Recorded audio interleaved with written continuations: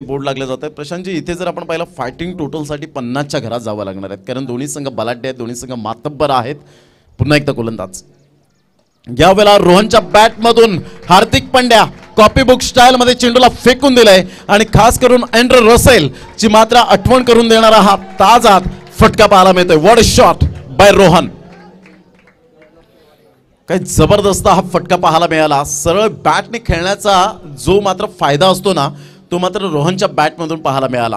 V shape मध्ये जेव्हा जेव्हा तुम्ही खेळतील तेव्हा धावा ऑटोमॅटिक इटसेल्फ येताना पाहायला मिळतील। पुन्हा एकदा बॅकलिपचा उपयोग केला। आता मात्र यावेळेला आपण पाहतो hitman Rohit Sharma copy book style मध्ये स्टँड अँड डिलिव्हर शॉट।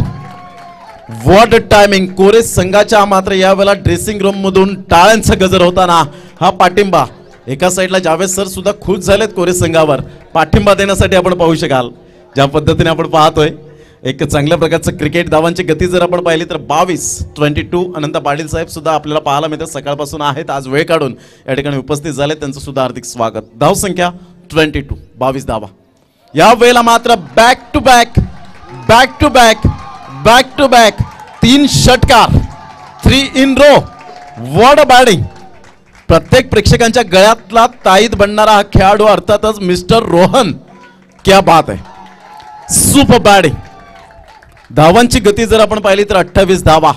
याला म्हणतात दिवा मातीचा आहे की सोन्याचा हे महत्त्वाचं नसून तो अंधारात किती प्रकाश देतो हे खूप महत्त्वपूर्ण आहे। आणि त्यामधला रोहन यांनी मात्र यावेळेला जरूर बॅट तळपले गेले। Super batting. यावेळेला पुन्हा एकदा 4 चेंडूवर 4 लगातार षटकार। जयेश मात्र यावेळेला सळो की पळो करून सोडलं गेलंय। टीम मीटिंग करू नका, वेळ दौडू नका, अन्यथा 3 धावांचं पॅनलाइज, आणि या पॅनलाइज हे कोणालाच आवडणार नाहीये। आणि त्याकरता मात्र थोडंसं आपण शार्प व्हा।